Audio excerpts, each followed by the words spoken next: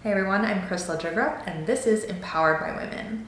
In August of 2021, I launched Book of Bijou, which is a line of chic and innovative jewelry storage. And in January of 2022, we expanded into what you now see as the Empowered by Women platform. I really wanted to create a centralized space where we can really put emphasis on our mission of women empowerment and community over competition. It really truly does fill my cup to be surrounded by so many of you inspiring women, and the energy that you bring to me and our platform on a daily basis is unmatched. You really all do fuel me with so much motivation to continue doing what I'm doing, and for that, I thank you. Before we jump into the episode, please be sure to follow or subscribe to us wherever you are listening, whether you're watching on YouTube or you're listening on your favorite podcast platform. And also don't forget to share your favorite episodes with your fellow female founders so that we can continue growing our platform and furthering our mission. All right, let's go ahead and jump into this next interview with another incredible woman in entrepreneurship that I know you guys are gonna absolutely love. Today we have the incredible Judi Moreo, who is, oh my gosh, so many things. I don't even know if I can list it all in this bio, but she has spoken to thousands of people all across the globe. She's written numerous books. She has a talk show, a magazine. She's doing so many incredible things, and she is one of the fabulous women that I had the honor of connecting with through Women Thrive, and you all are going to love her energy, love her spirit. So Judi, I cannot wait to dive into this conversation with you. It's always such a pleasure chatting with you. So thank you so much for joining us today. Thank you. It's a privilege. I'm so happy to be here and to see you again. Yeah, so let's go ahead and just dive into it. Well, with everything on your plate, I know you have a lot going on. So let's just start kind of with your background. How did you get started into this crazy entrepreneur woman that you have now become? Like, how did your path lead you to where you're at now? And then what is like one or two things that's like really lighting you up right now in regards to all of the projects that you're working on? What is something that's really exciting you right now? Okay, well, how I got started on the entrepreneurial journey is I used to be um, I don't, they don't even have the department store anymore. There used to be a department store by the name of Montgomery Ward, and it was a real popular department store across the United States, and they always had a Wendy Ward director, and they hired me to be the Wendy Ward director, and I taught little kids how to walk and stand and turn and how to take care of their fingernails and their skin, and so these were like 4 to 7 year olds and 8 to 12 year olds, and then we put in a teen program for 17 to 18 year olds, and then we put in a woman's self-improvement program for women 19 and over.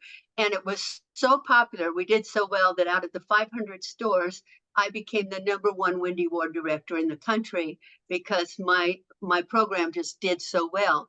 And everybody was real proud of me, but I kind of got too big for my britches.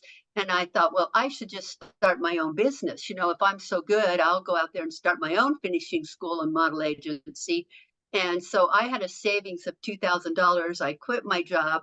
I took my $2,000, rented an office, bought equipment, and 2 weeks after I had opened, they turned off all the lights on the Las Vegas Strip for the first time in history. We had a major strike. Nobody was hiring models because the hotels were all closed. Nobody was sending their kids to modeling school because they were all out of work. And there I was. At the end of the first month, I didn't have enough money to pay my rent. So I went to my landlord and I said, I've got a problem. Actually, you and I have a problem because I don't have enough money to pay the rent. And he looked at me for a long time. Now, he was one of these old Las Vegas guys with the chains around his neck and the shirt open to his waist and hair looked like he used his daughter's curling iron on his chest, right? And he looks at me and he says, well, honey, he said, the guy next door bet me you couldn't make it in business 6 months, and I bet him you could. So he said, if you can hang in there 6 months, we'll make enough money to pay your rent. True story. True That story. That's how I got started as an entrepreneur. I spent my $2,000 on the equipment and the first month's rent, and the next 5 months rent I got free because he made a bet, and by me hanging in there, he won it. And I stayed there in his office building for several years, paying my rent. And he was the most supportive landlord on the face of the earth. And eventually, I made enough money to buy my own building. So I moved out of his facility and I bought my own building. And then, of course, I became very, very successful. But it was a little rough beginning. But I was so young, I didn't know the difference. I thought I was just going for it. And later, people said to me, most people would have just gone to their landlord and said, I can't pay the rent, I'm sorry, and walked away, but no, you went and included him in your problem. You and I have a problem. And so, he helped figure out a way to keep you in business. He turned out to be a wonderful mentor. In fact, we're still friends to this day, which is 60 years later. So it's just amazing, that's how I got started in the entrepreneurial journey. I ran that business for 21 years, quite successfully. We went from being just a modeling school and a modeling agency into being a convention service company. And I was instrumental in helping the Las Vegas Convention Center bring conventions to Las Vegas. When we started that, we didn't have conventions. And as you know, now we are one of the largest convention center cities in the world. We bring more huge conventions here. The conventions that I started out with, my very first convention that I started out furnishing all the personnel for and taking care of all of their little problems and things, was over 55,000 people that attended. So it just grew into this huge business, and I was so fortunate that it did, and that I had great support. And I ended up selling that business for cash. Did an infomercial, was one of the first women in America to ever do an infomercial, made a ton of money on the infomercial, didn't know what I was going to do with my life after that. And I got an offer to work in Africa. So I'd never been to Africa. So I felt like a good thing to do. I ran away to Africa and took the job over there and worked in the job for a couple of years in a corporate environment, and realized I don't belong in a corporate environment. I am definitely an entrepreneur. I need to be out there on my own, running things my way. I don't do real well with people telling me, no, you can't do that, and no, that's not going to work. And so I said, no, sorry. And I left, and I opened a training and development company in Africa with my business partner. And we were there about 8 years before we brought that company back to America, and had it until now, all this time. So we've done wonderful. We specialize in casino customer service. And I now do mainly coaching with women who want to be entrepreneurs. I can tell them stories forever about what they don't want to do, because I think I experienced most of those.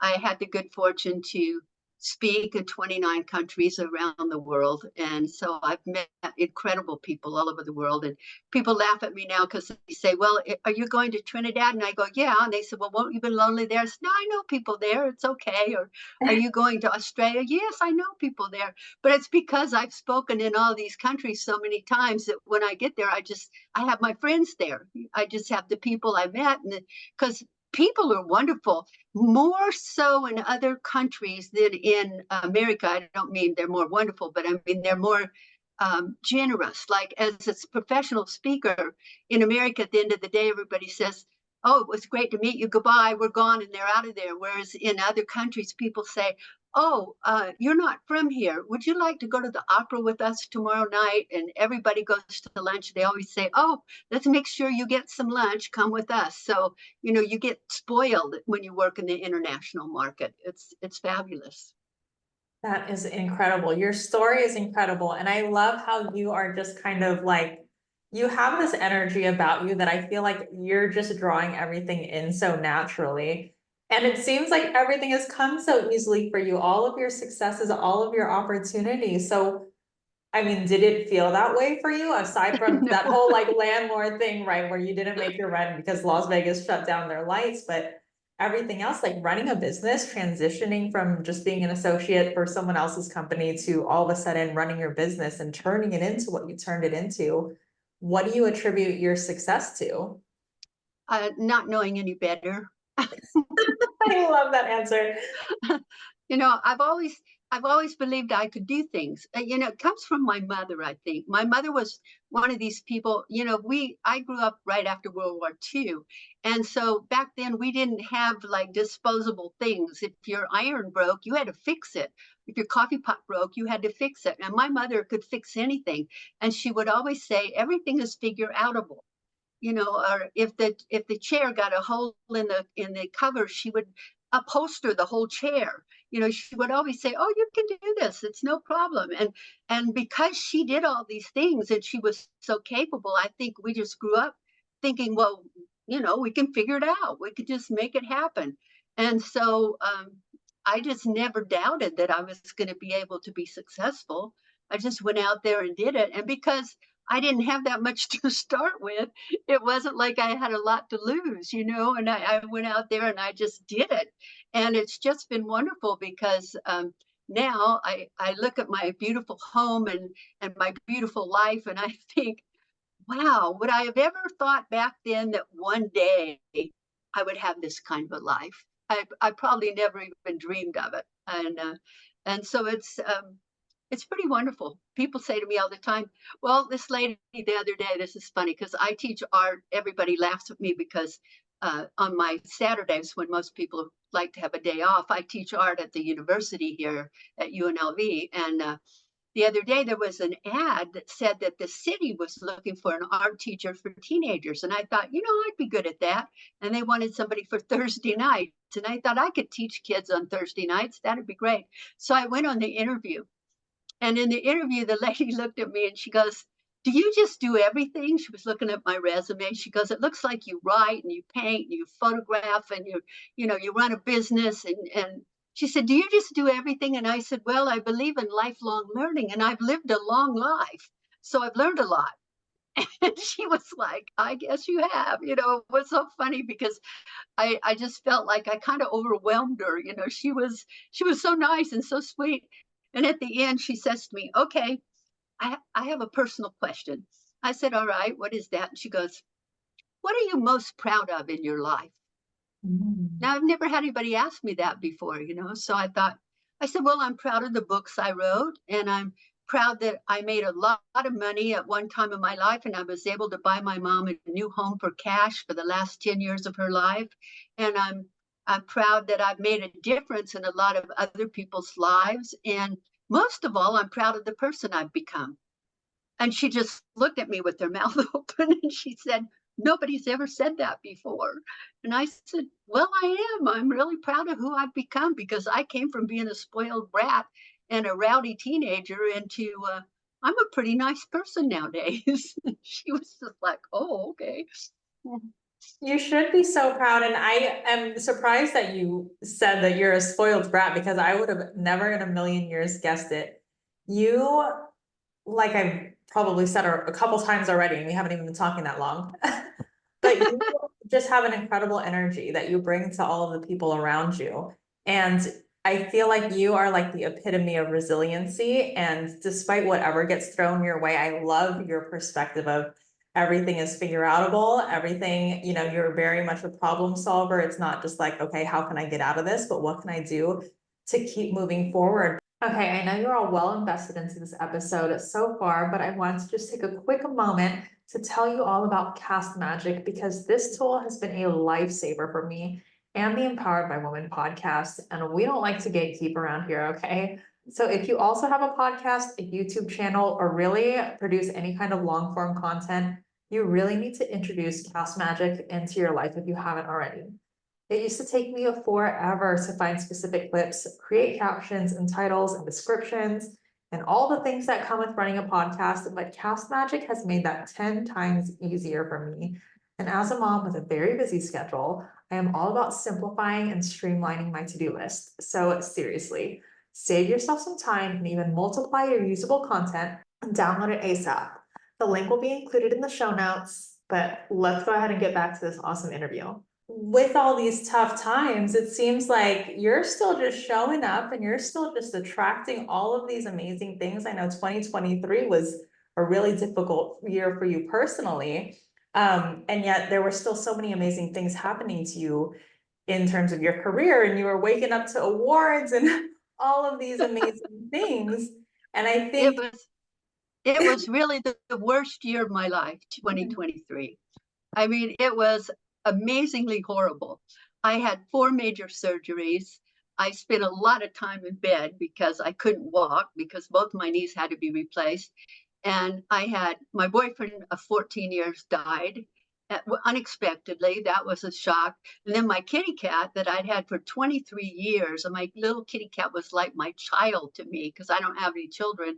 And he passed away, and that nearly killed me. And then, I owned part of the TV station, and we were robbed there, and they stole all the equipment.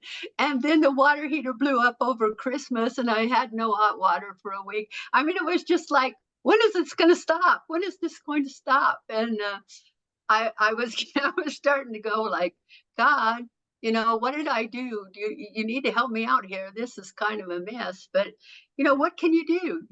There's nothing you can do except pick yourself up and deal with it and go forward. I mean, there is absolutely nothing I do have to admit, I had a few days there where I cried when all of the glass bricks on the waterfall at the swimming pool fell into the pool. I mean, they were the waterfall, and they fell into the pool. The whole thing fell madly apart, and I was standing there looking at it, crying, and I went, well, at least I've got a pool. I mean, other people may not have a pool. Why am I crying about the bricks floating around in the pool? We'll get it fixed. That's all we can do.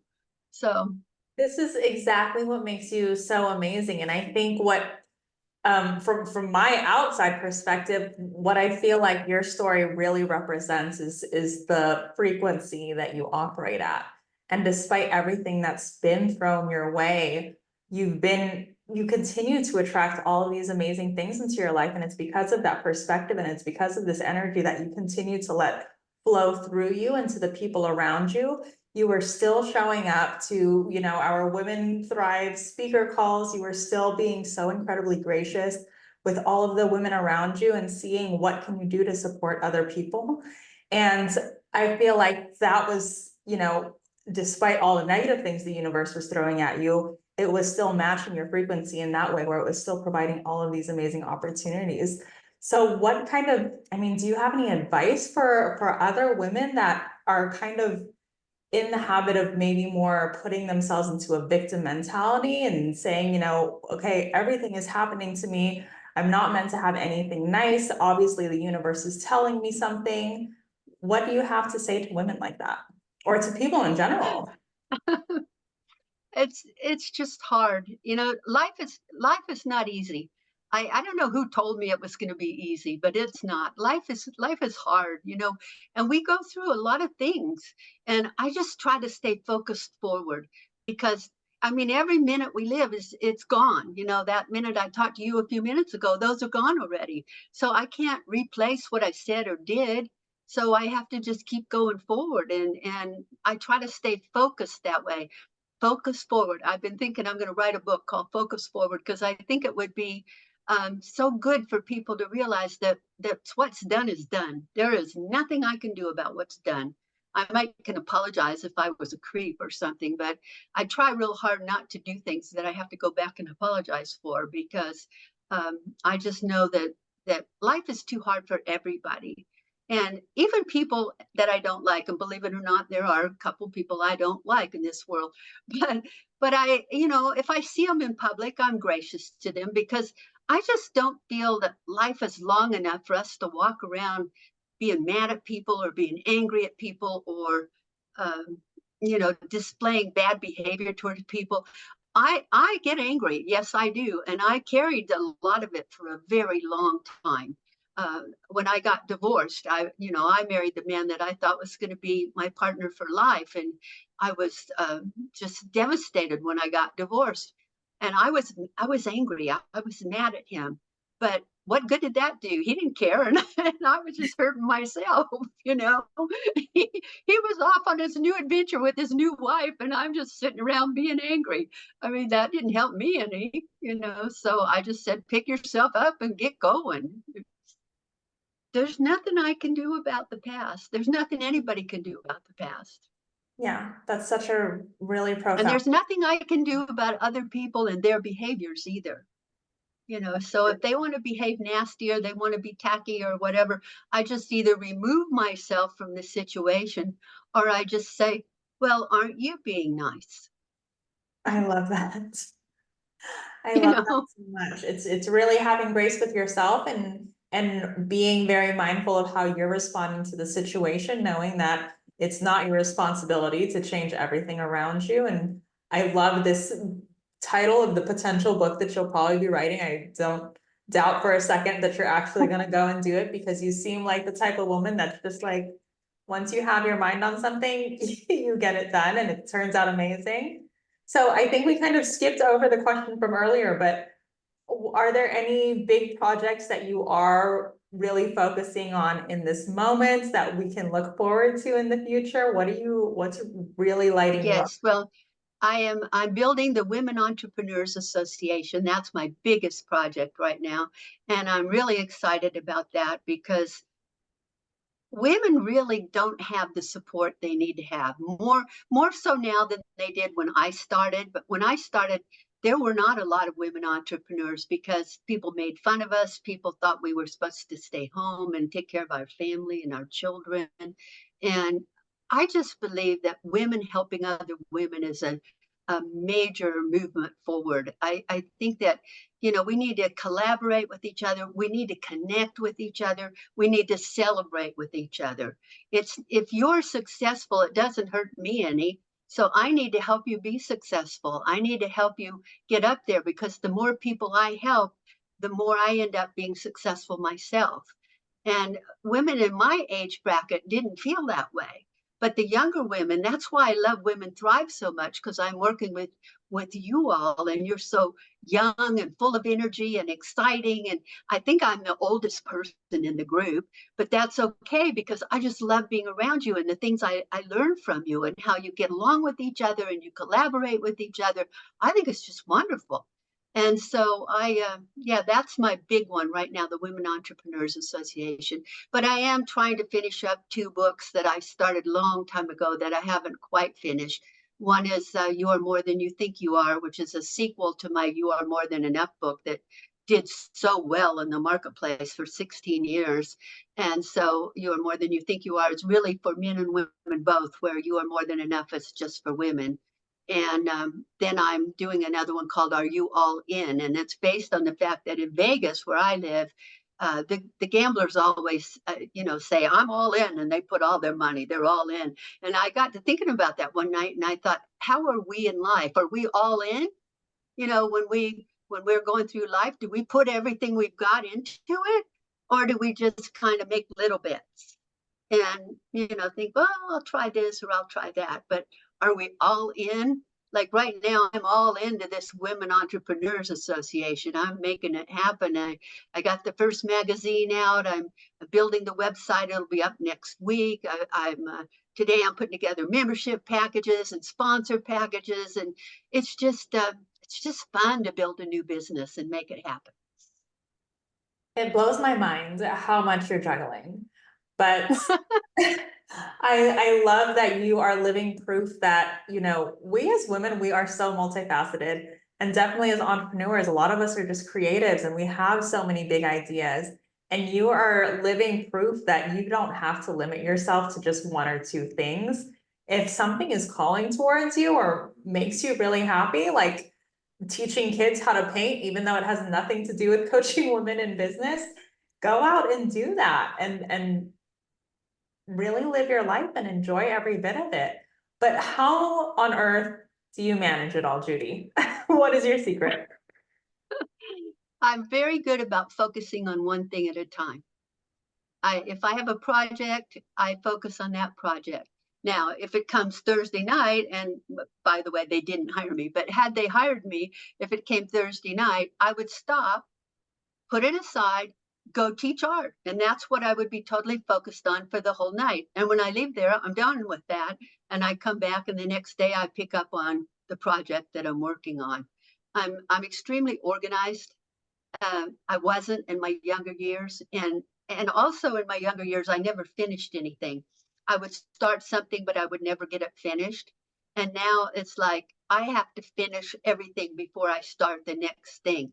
but I'll get a great idea of something else I want to do, but I write it on the list. I put it over there on the parking lot until I get this one done and out of the way, and then I'll go do that one. And like, I do own part of the television station, but I don't have to run the station. Somebody else runs it. I just go out there one day a week and do my shows, and I do like 5, 6 shows in one day, and that saves me having to put on the eyelashes 5 or 6 different days. I just put on all the makeup, do the hair, go out there, do the show, and then I do one after another, and they're done for the week.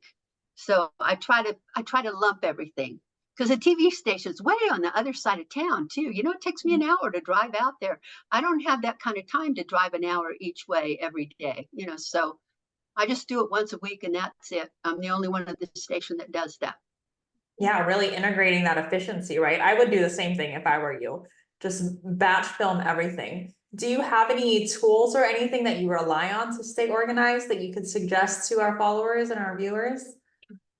Um, Or are you just naturally so good at being organized in your head? no, I have what I call my achievement journal. This, well, There can you you go. see it? Yeah. This is my achievement journal. All right. And I designed this myself to go with my book, You Are More Than Enough. You can see it on the bottom. And what I do is, I'll just kind of run through it real quickly with you. In the front, I have directions of how to work your achievement journal.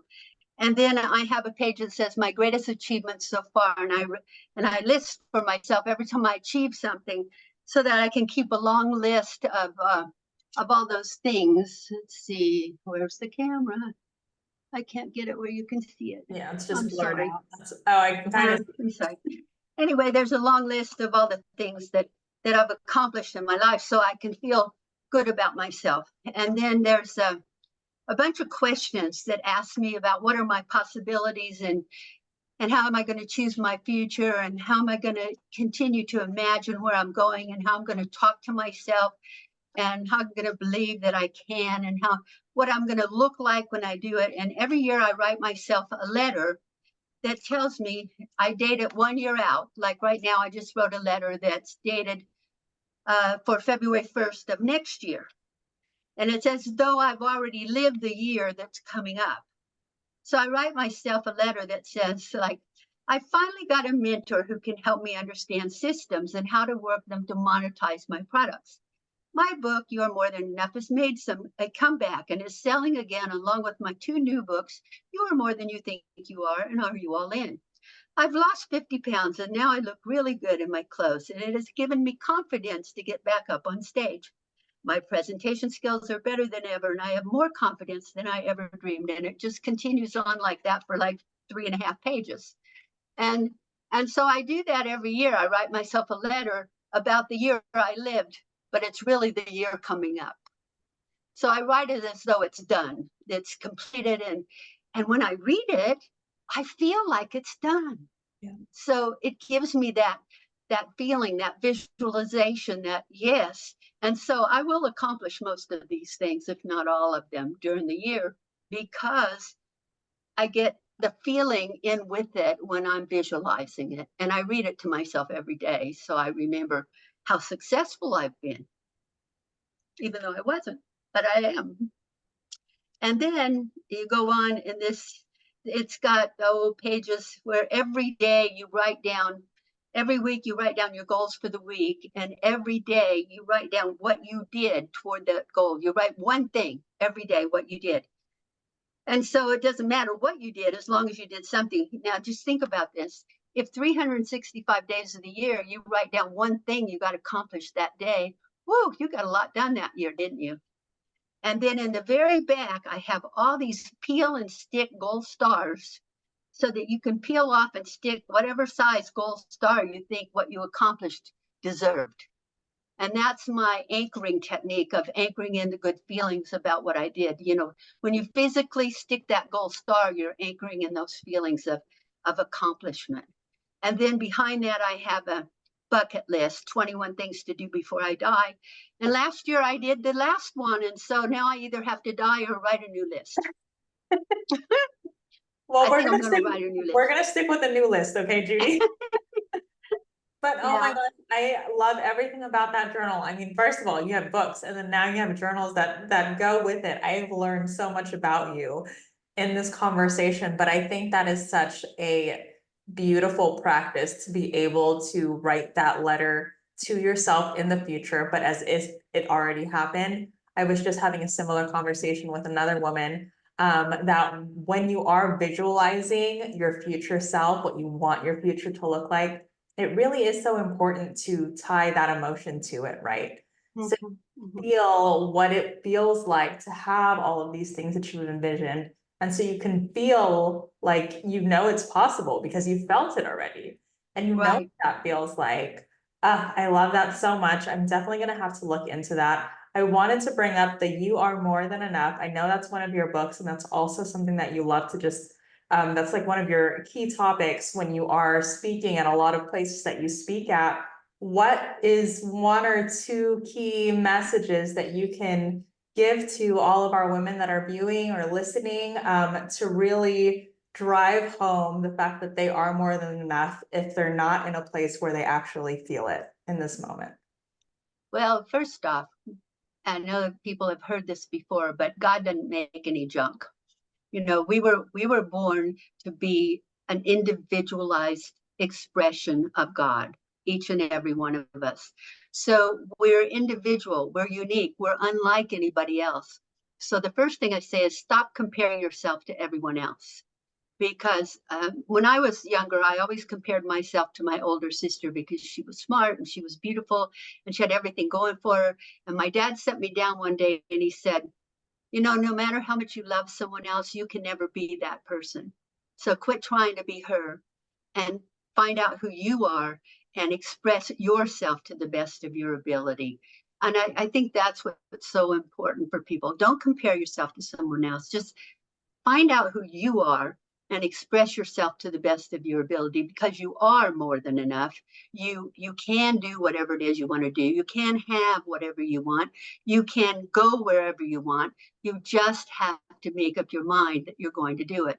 A friend of mine said to me yesterday, well, I don't have any confidence. I'm just waiting until I get confidence. I said, why are you waiting until you get confidence? Why don't you just do it? She goes, I don't know. I said, well, then get up and go do it. Don't tell me you had to wait for confidence. You don't have to wait for confidence. Just do it. You want to do something? Just do it. If you screw up, so what? Try it a different way. And I guess it has to do with my parents. They just constantly encouraged me just to go and be and do who I was. And I like me. And that's kind of arrogant to say, I guess, but it's not. I didn't like me when I was growing up. I didn't like me. I didn't feel good about who I was or what I did or I mean, I've got so many nightmare stories of how I screwed up in my life. But now it's like I'm making things happen and I'm making a difference in the world. And that's what it's all about. And make a difference in other people's lives. I had one lady come into my art class the other day and she said hi. And I looked up and I knew who she was right away. And she said, you haven't seen me in 58 years, have you? And I said, no, I haven't. But you were always one of my favorite students. And here, 58 years later, she comes back to a class that I'm teaching because she saw I was teaching it and said, I want to go and be there with you. And it makes you feel so good inside. Or when someone reads your book and they call you and they say, Judi, my husband died and my dog died and my life is the pits. But at night, I put my hand on your book. It's right by my bed. And I put my hand on your book and I know you're there with me. That's the kind of things that make a difference. And so I think if we quit focusing on ourselves, when we go out and around or we're around other people, many of us have a tendency, like I did when I was younger, that I constantly focused on myself. Do I look right? Am I dressed right? Is my hair right? Am I perfect? And I wasn't. And I'd get all upset about all those things. And why don't we just forget about us, get dressed, go out, forget about us, and start to see how we can make other people feel important? Just a simple thing like saying to the waitress that comes to the table, wow, aren't you cute? People get so excited that you said something nice to them. And I love it. I mean, it's just, I love seeing people light up.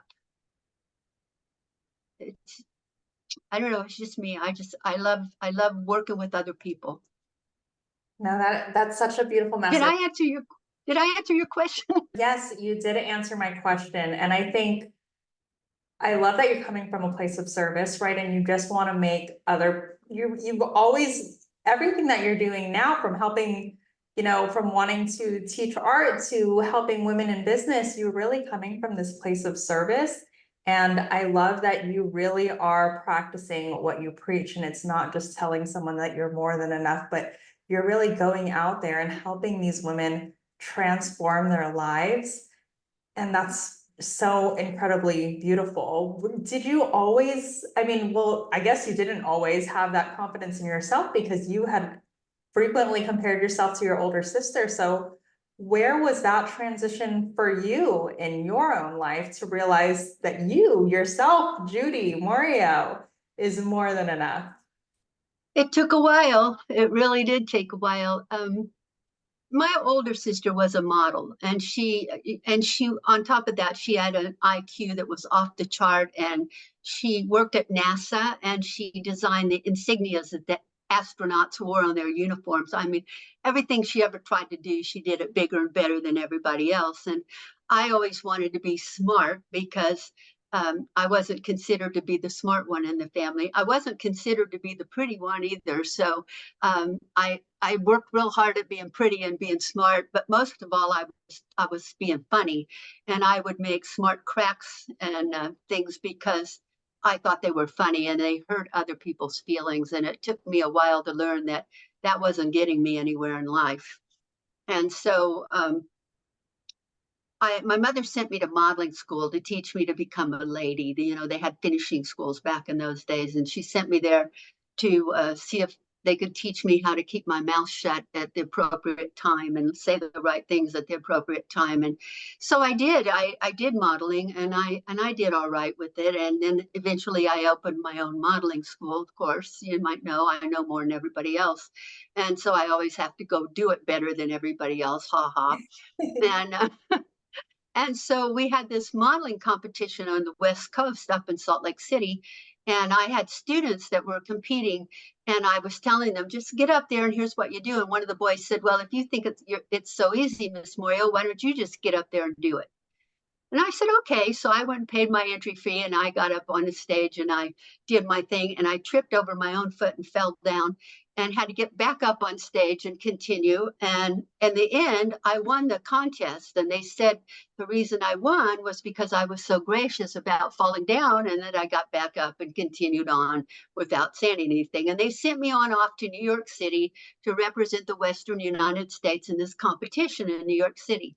Well, I didn't think I'd win because the winner in New York City was going to go to Paris for the international competitions and would represent the United States in this International World Modeling Association competition. Well, I didn't think I'd win, so I didn't take my passport with me to New York. And I got there, and we did the competition, and the night of the contest they announced who was best in runway and who was best in photographic modeling and who was best in the narration and who was best in TV commercials. And I didn't win any of those things, and I didn't even come in second place or anything. And so I was standing up to leave the room when they said, and the overall winner who came in number one in all categories is, and it was me. And I was already standing up. Now I'm embarrassed because I'm standing up like I expected it, but I wasn't. I was leaving the room because I was disappointed, and I felt like a fool. And I didn't know if I should go up there and get it or not. So then I went up there, and they gave me the trophy. And then they said, you leave tomorrow morning for Paris. And I said, I can't go. I don't have my passport. And they went, what? I said, I didn't bring my passport to New York. I can't go. And so they said, okay. And they took the first runner up to Paris the next day. And I came home. And I was so devastated because I didn't believe in myself enough to stick my passport in my purse. Here I had a chance to represent the United States in the world modeling competition, and I blew it because I opened my big mouth and said, I don't have my passport.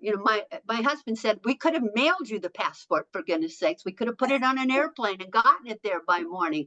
But no, you sabotaged yourself.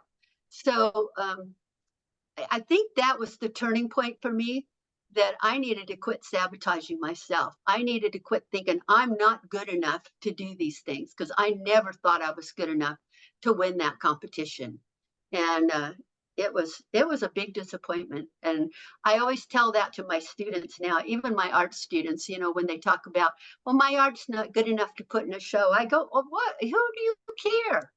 Put it in there. It costs $15 to put it in there. You can find $15 somewhere. Well, what if people don't like it? I said, what do you care? You like it? Did you paint it? It's not about them. It's about us. And we have to learn to quit being so horrible to ourselves. And I did that over and over in my life. And I'm not doing that anymore. I stopped that about 20 years ago, and I started doing what I wanted to do to be the best me that I could be. And it doesn't matter what other people think. I try to behave in a way that they'll think I'm okay and not make a fool of myself in public and those things. But if I'm doing the best I can and you don't like that about me, I can't do anything else. That's just me. Another incredible story. And while I know it might have been like incredibly devastating for you that you didn't go to Paris, that's an incredible opportunity to have passed up. But it was a learning opportunity, right? Because that was such a pivotal moment in your life that It has led was. you to this trajectory of doing all of the incredible things that you're doing. And while that confidence might not have always been there in your life, I do see kind of this thread in your life where you've always been the just do it kind of girl that's kind of stuck with you. And it's making me think of that conversation that you had with that colleague of yours where you were telling her, just do it. So what? Just do it. And Yeah. even though she didn't have the confidence, but the confidence comes, right? The more that you do it. And there's going to be those moments where you get slapped with the reality and you realize like, oh my gosh, I could have done this, or I feel like I totally blew that. But you learn from it and you get better and you keep showing up and you keep doing it. And then the confidence starts building, and then you start recognizing more and more and more that you really are more than enough and that you're capable of so much. Yes. I And had another young lady that was over at my house the other night, and she said, boy, you changed my life one day. And I said, what? And she said, remember when I said to you, I would love to go to Africa. I would love, Miss Moreo, what does it take to get to Africa? And you looked at me and you said, a plane ticket. That's all it takes. If you want to go to Africa, buy a plane ticket. You'll get there. You just get on the plane. And she said it was so simple. Your answer was so simple. And I said, well, that's what I did.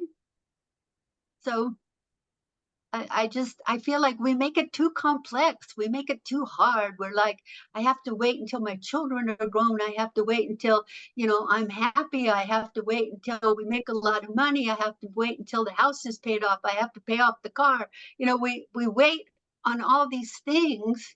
And the truth is that we don't have to make it that hard. 100%.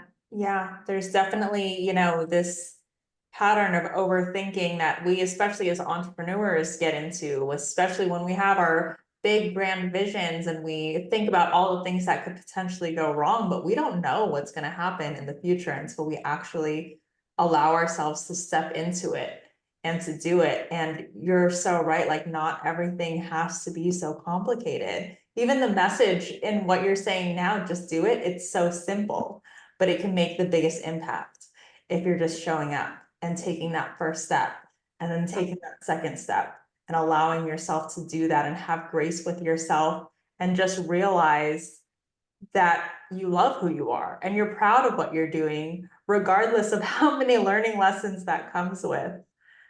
And there's a lot of them. There's a lot of them that come to us. And I mean, I've had people cheat me out of money. I've had people, try to destroy my business. I've even had employees that pretended to be me. And when people came in, they tried to take care of, I mean, it's just amazing what people will do. And you've just got to face the fact that, life isn't going to go like we wanted it to, or like we thought it would. And we just have to pick ourselves up and just keep going. It's either that or give up, and I'm sure not going to give up. So you just have to go, and that's sometimes it's really hard. right before I went to Africa, somebody cheated me out of many thousands and thousands and thousands of dollars. They really did a number on me, and the FBI couldn't catch up with the people, and they took the money out of the country. I mean, it was just a mess. And living in Las Vegas, the first thing you think of is where can I find a hitman? but but you can't find one. You think you probably should be able to find one, but they're never around when you need them.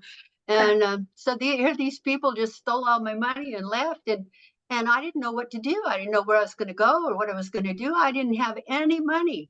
And somebody offered me a job in Africa, and I thought, well, I don't have another choice, so I went to Africa. It was the best thing I ever did in my life. I went and I lived in another culture for 9 years. I met incredible people. It changed my life. If I had had all that money, I wouldn't have gone to Africa. I only went there because I was broke. So, those things happen for a reason, I guess. My mom always said everything happens for a reason. I didn't believe it. And I used to say to her, but God shouldn't have allowed it to happen. And she said, God answers all of our prayers, but sometimes he says no. Oh, she said, God only does what's best for you. So you just quit throwing your fits. Yes, I love that. I love that. It's really taking the reality into perspective. We can't have everything that we want, but there is a reason for it, and there's always reason to keep pushing forward. You need to speak with Netflix or one of the streaming channels to get a documentary about your life, because I could listen to your stories all day, Judi. Oh, thank you. That's such a compliment. Thank you. Sometimes I think, sometimes I think I'm just too much for people because I'm so excited about life. I'm so excited about, last year, do you know that when my grandmother broke her hip years and years and years ago, there was nobody that would give her a new hip. She had to live on crutches the rest of her life.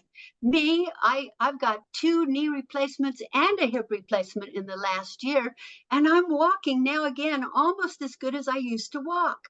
And I go to physical therapy every day, and I think to myself every day, what a wonderful time I live in, because they could replace my parts. I'm going to be like the bionic woman out there, and it's like so exciting that every day you look at these incredible inventions that have come about in the last decades, and you just go, wow, this is me, and they fixed me. They couldn't fix people 20 or 30 years ago like they can now. And so life is good. It's really good. Well, superhuman, you definitely are. And it has been such a thrill to chat with you. I know I'm already keeping you for quite some time, so I don't want to keep taking up all of your time. But Judi, where can everyone find you and all the amazing things that you're doing, from the books that you have to this Women's Entrepreneur Association that you're launching? Where can people connect with you to get to know you more and start working with you? Because I'm sure there are people out there itching to do it after this conversation. Thank you, Crystal. They can find me at judimoreo.com. It's JUDIMOREO, like Oreo cookies with an M. So it's judimoreo.com. They can find me there, or they can find me on just about anywhere on the internet. If you just go on and put my name in Google, you'll find me either on Instagram or Facebook or many of those places. Or they can find me via the womenentrepreneursassociation.com. Our website will be up later this week, so by the time people see this, it'll be there, I'm sure. And my books are You Are More Than Enough, and it's Companion Achievement Journal. And then I have written a whole series of others, including the one from when I got cancer, Overcoming Cancer, A Journey of Faith. And I send that book free of charge to anyone who's going through cancer. So if anyone knows someone that's going through cancer and they want that book sent to them, they just have to let me know. Judi@judimoreo.com. You continue to amaze me. You absolutely continue to amaze me. And I'm so inspired by you every time that we get to chat, every time I get to see your gorgeous face and Oh, I love you. the way that you continue to show up. So thank you again, Judi, so much for sitting with me today and sharing all of your incredible stories. And I'm looking forward to the next day that we get to chat again. Thank you for having me on your show. It was my pleasure. Another incredible interview with yet another inspiring woman in entrepreneurship. I hope you guys loved that episode just as much as I did. Before we leave off, if you yourself are also a woman entrepreneur, I would love for you to consider joining our Empowered by Women directory. We're looking for women-owned product and service-based businesses in the US to help us build the go-to place for our communities to find local women to shop with and connect with, and we'd love for you to be a part of it. All of the details can be found on www.empoweredbywomen.com/apply-directory. Of course, that's going to be linked in the show notes below, and you're also welcome to reach out to me anytime if you have any questions. But other than that, thank you again so much for joining us, and I will see you in the next episode.